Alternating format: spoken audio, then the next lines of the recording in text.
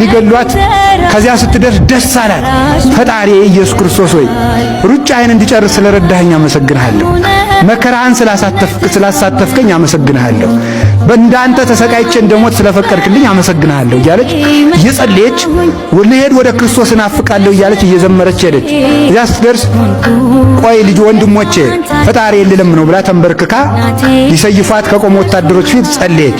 ስሜን ለጠሩ መታሰቢያዬን ለሚያደርጉ አቤቱ ምሕረትን ስጥልኝ ብላ ለመነች።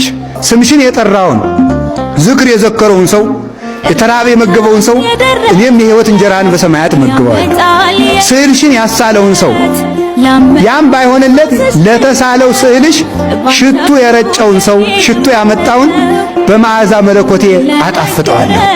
መጽሐፍሽን የጻፈውን ያጻፈውን ስሙን በሕይወት መጽሐፍ እጽፍለታለሁ።